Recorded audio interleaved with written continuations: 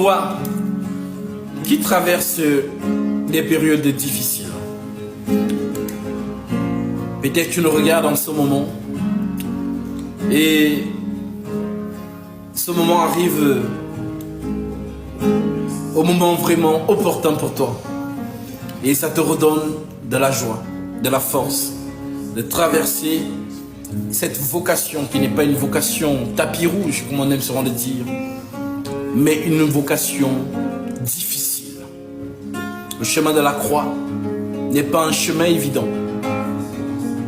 Voilà pourquoi l'apôtre Pierre, inspiré du Saint-Esprit, peut nous dire: vous obtiendrez le salut de vos âmes pour prix de votre foi. Alors oui, ta foi sera éprouvée.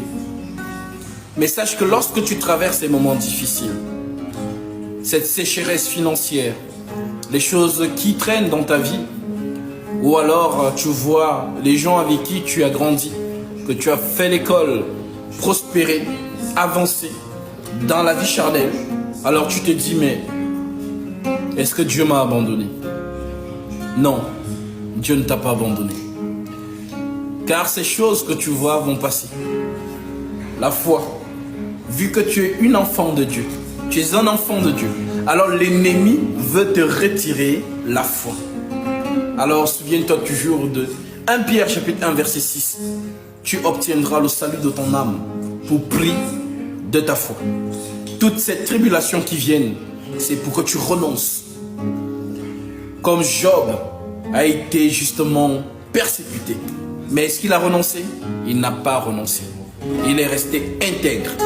Alors dis-toi que après ces épreuves, tu auras la joie parfaite dans l'absolu de la lumière. Et un jour, en regardant comme ça, tu te dirais: j'allais rater le ciel à cause de ces choses. Vraiment?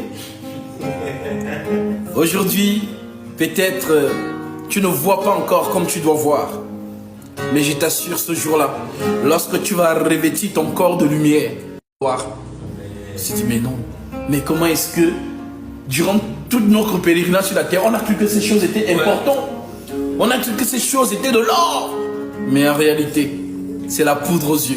L'ennemi multiplie les plaisirs sur la terre pour te déconcentrer, afin que tu ne lèves plus tes yeux vers la croix de Golgotha qui t'amène vers le Seigneur, mais que tu baisses tes yeux vers la terre, pour que tu regardes les beaux hommes, les belles femmes, les belles voitures, l'argent, l'engouement de la vie. Alors sache qu'il y a une prophétie. 2 Timothée chapitre 3.